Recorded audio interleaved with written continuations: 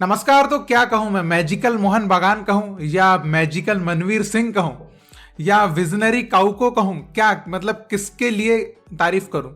क्योंकि मोहन बागान ने जो गेम प्ले शो किया है मतलब मैजिकल ही था। मैजिकल वर्ड यूज किया जा सकता है, मतलब मैजिकल मनवीर शो, ठीक है, ये शब्द आप यूज कर सकते हो। और देखिए इस मैच से काफी चीजें निकल के आई है। अब देखिए क्या मोहन बागान वापस आ चुकी है, क्योंकि अभी फिलहाल में दो ही ऐसी टीम है जो लास्ट 5 मैच में अनबीटन है। एक उड़ीसा एफसी, दूसरी मोहन बागान। और इन दोनों के ही बहुत हाई चांसेस लग भी रहे कि ये सील्ड जीत सकते हैं। हालांकि मुंबई सिटी भी आ ही रही है और एफसी गोवा भी धीरे धीरे कदम बढ़ा रही है, लेकिन यहाँ पर प्रोबेबिलिटी की बात है तो वो मैंने जस्ट कह दी बात। अब देखिए अगर हम इस मैच की बात करें, स्टार्ट एक बहुत ही अच्छा स्टार्ट मैं कह सकता हूं कि इतना अच्छा काउकू का एक पास वहां पे मनवीर ने और पेटेटॉस ने जो स्कोर निकाल दिया 7 मिनट में, बहुत ही सही स्टार्ट मिल गया। होम टीम हमेशा ये उनकी एक होती है हमेशा डिमांड कि हमको अर्ली गोल मिल जाए ताकि वो प्रेशर जो है वो कहीं ना कहीं कम हो जाए, और अवे टीम्स भी यही चाहती है अर्ली गोल मिलना, लेकिन वो मिल नहीं पाए। अब देखिए क्या, लेकिन फर्स्ट हाफ में और सेकंड हाफ में अंतर था, बिल्कुल था। फर्स्ट हाफ सेकंड हाफ में बहुत डिफरेंस था। फर्स्ट हाफ में उतनी मैं नहीं कहूंगा कि उतनी ऑफ हो गई थी, स्विच ऑफ हो गई थी जमशेदपुर जितनी कि सेकंड हाफ में थी। फर्स्ट हाफ में मैं कहूंगा कि उन्होंने भी बहुत हार्ड ट्राई किया, लेकिन कुछ टेक्टिकल बदलाव भी मैं कह सकता हूं जिसकी वजह से दिक्कतों का सामना उनको करना पड़ा। एक तो जैसे यम्बॉय जो बाहर चले गए थे, वहां पे जो सब्स्टिट्यूशन आए थे, आपने देखा कि उसका सिवेरियो को जो निकाला गया है वो मैं बिल्कुल ही टेक्निकली मैं गलत समझा, क्योंकि ताचिकावा ने पूरे मैच में वो इंपैक्ट डाला ही नहीं। सिवेरियो देखो, सिवेरियो को रखने से क्या होता, सिवेरियो को रखने से एटलीस्ट स्ट्राइकिंग में वो फोर्स बनी रहती, जो कि आपने देखा था कुछ वहां पे लिंकअप, आपको एक लिंकअप दिखा भी था सिवेरियो का, तो है ना ये चीजें। और थोड़ा सा प्रेशर भी वो बिल्ड कर रहे थे मोहन बागान के डिफेंस में, तो सिवेरियो को निकालना वो खुद भी बहुत ही ऐसा लग रहा था, डिसअपॉइंट हो गए थे जब उनको निकाला गया। और ताचिकावा 2 ऐसे मौके मिले थे ताचिकावा को जहां पर अगर वो सिर्फ पास दे देते, मे भी 2 गोल मार देती मोहन बागान पे जमशेदपुर फर्स्ट हाफ में ही। लेकिन ताचिकावा ने वहां पे थोड़ा सा बहुत ज्यादा, मतलब वहां पे जरूरत ही नहीं थी सेल्फिशनेस की, जबरदस्त यूजलेस सेल्फिशनेस। चलिए, लेकिन अब ये तो होता ही है कि हर प्लेयर को खुद से गोल मारना होता है, तो उसकी बात मैं नहीं करूंगा। देन सेकंड हाफ में लगा कि खालिद जमील शायद टीम को रीऑर्गेनाइज करेंगे, लेकिन वो चीज भी नहीं दिखी। देखिए डिफेंस तो एकदम ही आउट, मतलब ऐसा चल रहा था कि एकदम स्विच ऑफ चल रही थी डिफेंस लाइन, बिल्कुल ही। मिड का मैं क्या कहूंगा, अगर आप बोलेंगे मिड और स्ट्राइकिंग का लिंकअप क्यों नहीं हुआ, मैं एक प्लेयर की बहुत ही ज्यादा तारीफ करना चाहूंगा जिनका नाम है अभिषेक सूर्यवंशी। इन प्लेयर को शायद उतना तवज्जो मिल नहीं रहा है, लेकिन आपने देखा जेरेमी मंजोरो को उन्होंने आगे कनेक्ट ही नहीं होने दिया।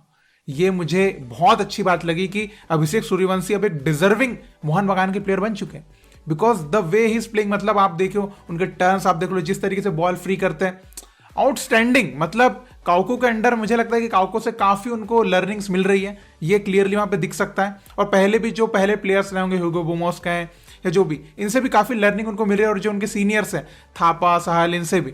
तो सूर्यवंशी जो है ना, वो जिस तरीके गेम प्ले कर पा रहे मिड में, आउटस्टैंडिंग। मतलब मैं तो उनका फैन बनते जा रहा हूं धीरे धीरे। और हवास को बिल्कुल मानना पड़ेगा, जिस तरीके से प्लेयर्स पिक करना प्लेइंग 11 के लिए, देन टाइमिंग ऑफ सब्स्टिट्यूशन, किस टाइम पे प्लेयर्स को डालना चाहिए, कहां किसको निकाल लेना चाहिए, ये चीजें यही बोलती है एक्सपीरियंस, कि कैसे कोच जो है ना ये सब ट्रॉफीज कैसे जीत चुका है, वो ऐसे ही जीतता है बिकॉज ऑफ एक्सपीरियंस।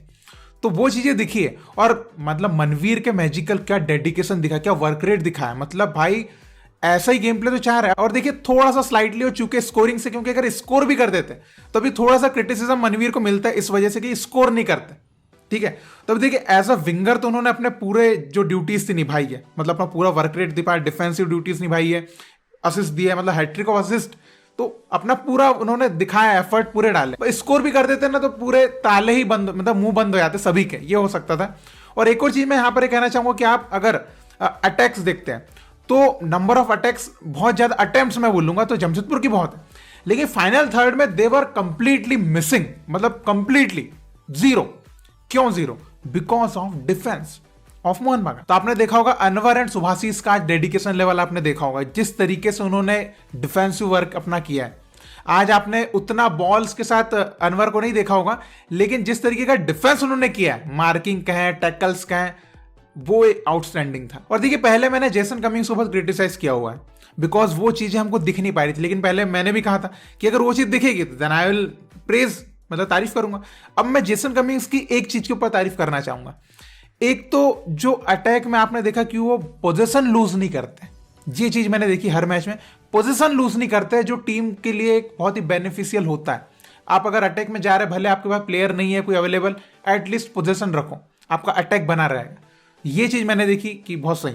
दूसरा भाई पोजीशनिंग उनकी हमेशा बहुत सॉलिड जा रही है, पहले भी जा रही थी, लेकिन पहले क्या हो रहा था कि स्कोरिंग और वो वर्क रेट नहीं दिखता था, अभी वो चीजें थोड़ा दिखने लग गई है। तो इस चीज के लिए मैं जेसन कमिंग्स की तारीफ करूंगा कि अब लिंकअप उनका दिखता है और स्कोरिंग अपॉर्चुनिटीज भी जिस तरीके से बना रहा है या दूसरे प्लेयर को जिस तरीके का सपोर्ट प्रोवाइड करते हैं, इस चीज के लिए मैं जेसन कमिंग्स की बिल्कुल तारीफ करना चाहूंगा। मतलब इस चीज में मुझे कोई शर्म ही नहीं है कि मैंने पहले क्रिटिसाइज किया था, अभी मैं तारीफ कर रहा हूं, कोई दिक्कत नहीं, क्योंकि पहले क्रिटिसाइज वाली चीजें थी, अभी वो चीजें कहीं ना कहीं थोड़ी सी सॉल्व हुई है, देन बिल्कुल तारीफ बनती है। अब देखिए जमशेदपुर एफसी को नेक्स्ट मैचेस के लिए थोड़ा प्रिपेयर होना पड़ेगा बिकॉज अभी भी उनके चांसेस गए नहीं है कि वो प्लेऑफ में जो खेलना चाहते अभी भी नहीं गए, एंड टीम अभी अच्छी, मतलब भाई अनबीटन थी, अभी पहला मैच ही हारी है। अगर इस साल की बात करें तो अभी पहले ही मैच हारी है, ठीक है, न तो अनबीटन चल रही थी और 11 गोल्स उन्होंने मारे थे अभी तक, तो स्कोरिंग भी बहुत अच्छी। और देखिए जिस तरीके की जैसे खालिद जमील की बात कही जाती है कि उनकी डिफेंस हमेशा मजबूत रखते हैं एंड अटैकिंग पे जाते हैं, तो वो चीज यहां पर बिल्कुल कंप्लीटली हमको दिख नहीं पाई, अटैकिंग भी नहीं दिखा और ना डिफेंसिव दिखा, ना मिड भी नहीं दिखा। तो इसके ऊपर थोड़ा सा प्लान करना पड़ेगा। जो टेक्टिकली बदलाव की बात करें, वहां पे भी खालिद जमील इस मैच में थोड़े मार खाए। अब देखिए Khalid Jamil is very good coach, तो बहुत ज्यादा डिसअपॉइंट होने की जरूरत नहीं है, आगे के मैचेस में वो वर्क करके चीजें सॉर्ट आउट कर सकते हैं, वो इतने इंटेलिजेंट तो है, तो इसलिए जमशेदपुर एफसी इतना आपको दुखी होने की भी जरूरत नहीं है। बट हाँ, मोहन बगान फैंस दे आर हैप्पी, तो आपके तो खुशी का एकदम मौका है बिकॉज आप अभी एक गेम आपका ऑलरेडी बचा हुआ है, तो आप अभी टॉप ऑफ द टेबल जाने के लिए आपका एक्स्ट्रा आपके पास एक मैच बचा हुआ है, तो अगर वो भी जीतते हैं तो आपका तो थोड़ा सा इजी हो जाएगा, आईएसएल सीड का जो सफर आपका चल रहा है थोड़ा और इजी हो जाएगा। और पॉइंट टेबल की बात करें तो मोहन बगान सेकंड नंबर पे बनी हुई है और वहीं पर जमशेदपुर एफसी स्टिल 6 नंबर पे है, बट उसके नीचे नॉर्थ ईस्ट जो है उसके पास 2 एक्स्ट्रा गेम्स है, तो वो ऊपर आ सकती है, तो यहाँ पर ये थोड़ा सा चिंता का विषय उनके लिए हो सकता है। तो आप इस मैच के लिए क्या कहना चाहेंगे, आपके जो भी थॉट्स आप जरूर कमेंट में लिख के बताइएगा और इसी तरह आप इंडियन फुटबॉल को सपोर्ट करते रहिए। बहुत बहुत शुक्रिया वीडियो देखने के लिए। जय हिंद, जय भारत।